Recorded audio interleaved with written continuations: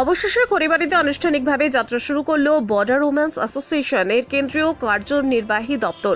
রবিবার খড়িবাড়ি পঞ্চায়েত অফিস সংলগ্ন এলাকায় ফিতে কেটে দপ্তরে শুভ সূচনা করেন খড়িবাড়ি গ্রাম পঞ্চায়েতের প্রধান পরিমল চন্দ্র সিংহ। সংগঠনের নেত্রী লতিকা সরকার জানান, দীর্ঘদিনের প্রচেষ্টার ফলেই আজকের এই শুভ সূচনা। 2019 সালে আমরা অন্য নামে কাজ শুরু করলেও আইনি জটিলতার কারণে নতুন করে এই সংস্থাকে বর্ডার ওমেন্স অ্যাসোসিয়েশন নামে রেজিস্টার করা হয়। উদ্বোধনী অনুষ্ঠানে উপস্থিত ছিলেন প্রায় 100-রও বেশি সদস্যরা। উদ্বোধনের পর স্থানীয়দের মধ্যে আনন্দ ও আশার আবহ ছড়িয়ে পড়ে। আমাদের আজকে কেন্দ্রীয় বর্ডার ওমেন্স অ্যাসোসিয়েশনের এনজিও, যেটা হলো 2019-এ আমাদের মানে প্ল্যাটফর্মটা তৈরি হয়। ওটা পরবর্তী সময়ে আমরা যখন রেজিস্ট্রেশন পাই তখন ওটার নাম হয়েছে বর্ডার ওমেন্স অ্যাসোসিয়েশন। তারই একটা কেন্দ্রীয় অফিস আজকে উদ্বোধন। এই অফিস উদ্বোধনের পিছনে কি কারণ রয়েছে?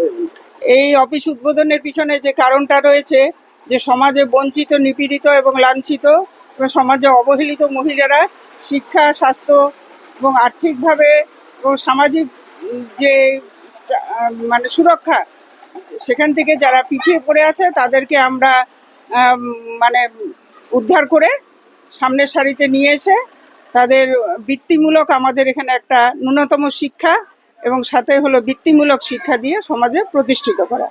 সাথে সাথে আমাদের আছে নারী নির্যাতন, বধূ হত্যা, তারপরে ড্রাগসের বিরুদ্ধে প্রচার, শিশু নারী যে পাচার, এগুলো সব প্রতিনিয়ত আমরা লড়াই করেছি। ডাউরি বা ডাইনি প্রথা এখনো আমাদের গ্রাম অঞ্চলে কিন্তু আছে, এর বিরুদ্ধে আমাদের লাগাতার লড়াই আন্দোলন চলছে।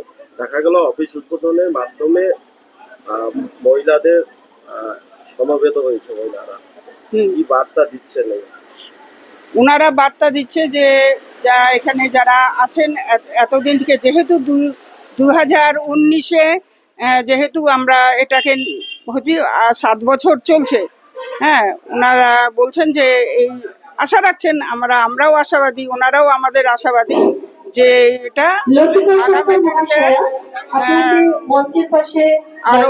আরো শ্রীবৃদ্ধি ঘটবে। আপনার নাম? আমার নাম লতিকা সরকার, আমি সেক্রেটারি।